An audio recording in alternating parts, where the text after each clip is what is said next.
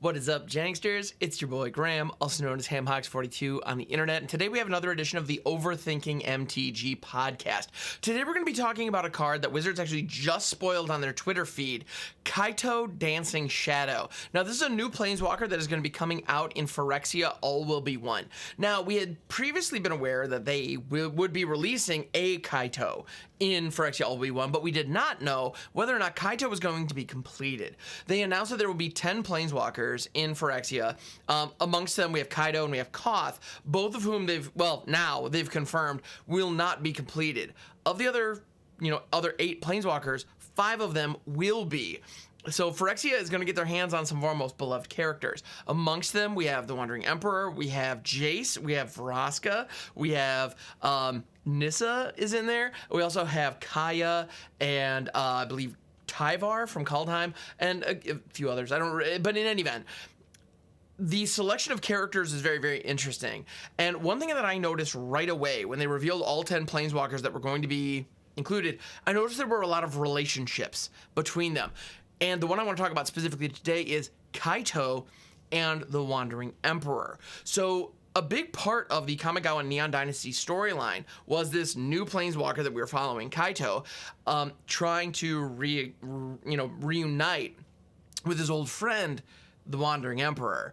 And their friendship, their connection, their kind of love for each other was a major part of that story, to the point where if you watched like the cinematic trailers or read the stories, like it was integral to the emotional beats of that narrative. It was very important. The idea that the Wandering Emperor could not control her spark, so that she was bouncing around all these different places and Kaito just trying to find her was very, there's something, we've all had that friendship or that family member that we're trying to reconnect with, or we wish we could reconnect with. And so Kaito was always a very interesting character in that regard, and their relationship was very moving.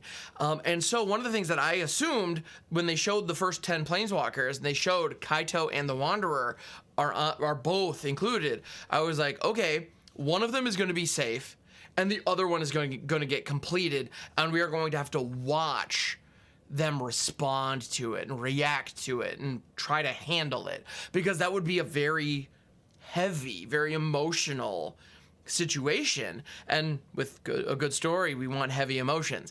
Well, we now know Kaito's safe.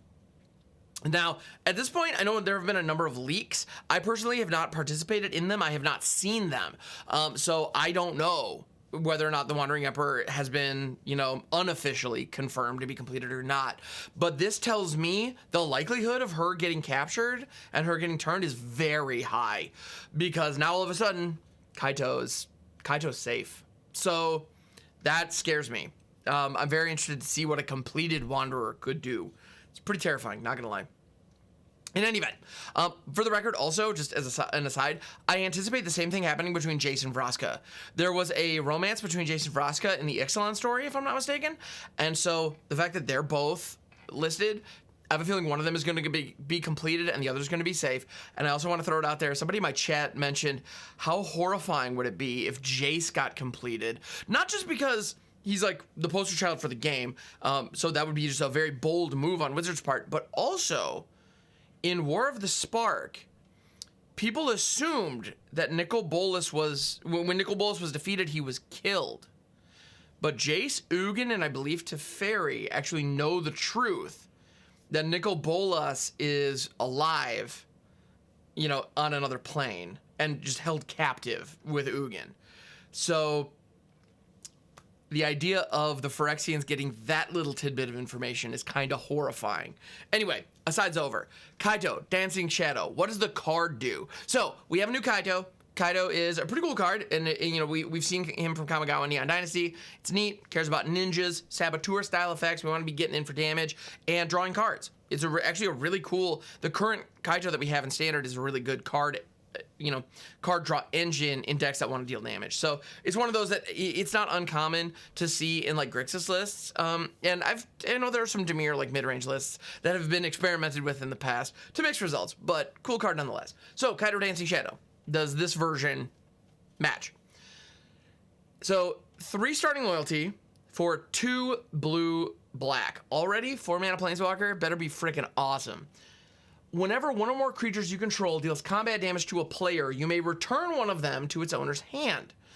If you do, you may activate loyalty abilities of Kaito twice this turn rather than only once.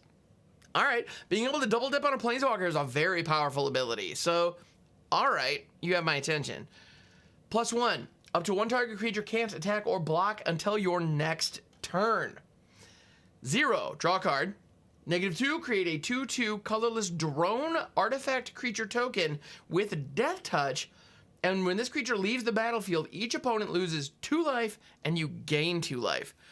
I actually think this card is pretty solid, but it's solid in an archetype that is not supported. So as a result, we probably aren't going to see a lot of love for it. This is a ninja Planeswalker being printed in a set that presumably will not have ninjas. So, okay, I guess.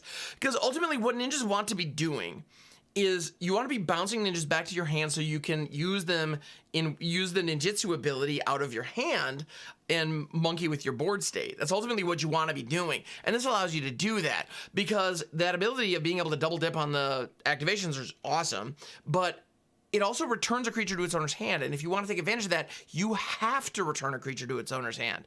So in general, like bouncing a token or bouncing, you know, some kind of evasive creature that maybe spent 2 or 3 mana on is usually not great, to be honest, because in order to, you know, if you want to do that, you then have to pay for the cost of getting it back onto the battlefield, and, you know, it presumably won't be able to attack the first turn it comes in unless it has haste. So it's one of those things where it's difficult to really make a case for it. You know, you got to really mean it. That said, if a creature has a strong enter the battlefield ability, first thing that comes to mind is Corpse Appraiser in Standard right now. When that thing ETBs, you get to eat a card out of a graveyard and then ultimately draw a card with some selection. I mean, graveyard hate and card draw all on one creature, and it's a 3/3 for 3. Getting a chance to bounce that back to your hand, reload it, take advantage of the ETB again, while also double dipping on Kaito in a turn where you're dealing with the 3 damage to their face, not bad. Now, it is not evasive, so take that for what it's worth, but all the same. This works beautifully, like I said, with ninjas, though, because if you were to bounce, say, the Thousand-Faced Shadow from Kamigawa, which is a 1/1 flyer for 1 that has a ninjutsu ability that lets you clone attacking creatures. Like, if you can bounce that back to your hand with this ability, double dip on Kaito, draw an extra card, or pin down, prevent more creatures that your opponent has from attacking with that +1 ability, and then be able to, you know, use the ninjutsu ability on the following turn. Or like cards like the Kappa Tech Wrecker or the Biting Palm Ninja, which are these like single-use ninjas that come in with a counter on them, and you remove the counter to get an effect if they deal damage. So those are great to reload. And in the case of Kappa Tech Wrecker, the idea that you can like give it, you know, it has Death Touch if it still has the counter on it. So it'd be very easy to like hit, deal the damage with it, then bounce it back to your hand, you know, trigger it in such a way that you remove the counter first, blow up a thing, then bounce it back to your hand. Not hard to do and very cool. So those, you know, it synergizes beautifully. To be honest, this card feels like it belongs in Neon Dynasty, which is appropriate with the character, but still, functionally speaking, this might actually make some of those like ninjutsu cards viable in a way that they never really have been. Like, don't get me wrong, I jammed Sultai Ninjas for a while. Sucker got me to Mythic, actually, but it was never a top-tier deck. Like, it was good, but it was never like the thing. And I don't think this is going to bump that over the top by any means, but it's cool.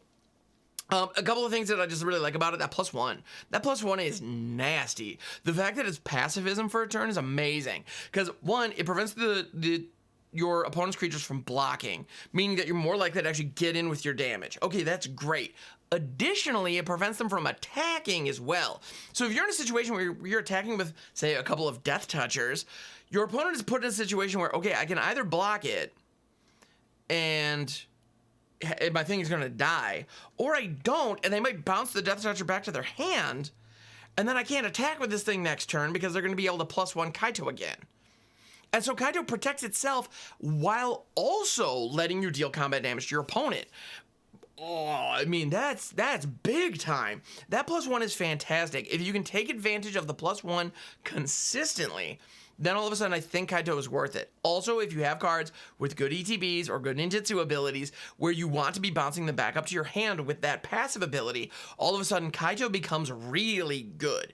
If those conditions are not met, however, this thing is going to be pretty rough. So I'm probably going to build around it, but I do not expect it to see notable, significant meta play given the stuff that we have in the format right now.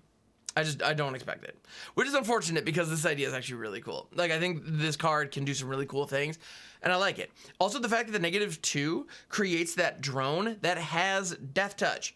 That's one thing. Like, in the ninja deck that I ran back in the day, I had Fang of Shigeki in that deck. Now, it's a 1/1 Death Toucher for 1. You would think, why is that in your ninja deck? Well, one, I believe its type actually was ninja, so that was kind of cool. But the main reason is Death Touch is an evasive ability. Believe it or not. Like, on its face, it's not. If you had to, like, list evasion abilities, Death Touch usually wouldn't be on there. However, if you attack with a 1/1 with Death Touch, unless your opponent has something with First Strike or Indestructible, they probably aren't going to want to block it. You know, and so as a result, those little 1/1s are going to get in. And that allows you to do your ninja nonsense. It allows you to activate Kaito twice because you're getting in for that damage. Yeah. So Death Touch functions in an evasive fashion a lot of the time as an attacker. So the fact that Kaito produces this drone that has Death Touch and it has a leaves the battlefield trigger. So if you absolutely have to, you could drop Kaito right on 4, down tick, make this drone. It blocks for Kaito perfectly. And if you attack with it, you could then double dip on Kaito's other abilities, I should say, and feed itself in a really cool. Actually, come to think of it, you down tick first, Kaito's down with 1 loyalty. Assuming Kaito survives and you get to attack with the drone, you swing with the drone. If it connects, you bounce the drone back to your hand, which would result in it dying or disappearing forever because it's a token. But it would get to leave the battlefield trigger, dome your opponent for 2, gain 2 life. That allows you to double plus Kaito. So you could buff up Kaito again, and now all of a sudden your opponent has 2 creatures they can't attack with, and Kaito's back to 3 loyalty. Like, not an amazing line, not super powerful. If Kaito's starting loyalty was 4 and to be able to do, like, you know, it would feed itself in even more gnarly, insane ways. So I'm glad that's not the case. But all in all, I think this card's actually pretty decent. But again, I don't expect to see a lot of play outside of janky brews, but you better believe I'm going to try. Now, the thing I can't wait to see, though, above, you know, that this telegraphs is the Wandering Emperor. Did the Wanderer get completed? I can't wait to see. I'm very curious how that's going to play out. And to be honest, like, it could have gone either way, like Wanderer or Kaito. I'd be shocked if they're both safe. Shocked if they're both safe. Yeah, so I think right now, if I was a betting man, my money would be on Emperor getting completed or having been completed by this point. So it'll be very interesting to see, but cool card. Kaito in general, I like ninja support. I'm a big fan of that. I think it's a neat archetype that allows you to do some cool things. So I like this card, Kaito Dancing Shadow. Definitely check it out when Phyrexia will be 1-drops. It's also a rare. It's a rare Planeswalker. There are a ton of Planeswalkers in this set, so we know some of them are going to be rare. Kaito's one of those. All right, cool. But anyway, good stuff. I enjoy it. Super fun. And yeah. Thank you for checking out the video. If you got it this far and you enjoyed it, or the podcast, it's available wherever podcasts are sold. I hope you enjoyed it. Please leave a review, a rating in your favorite podcast app. If you're on the YouTubes, a thumbs up and that sub button make a huge difference. I appreciate it very, very much. Thank you, and I'll catch you on the next one.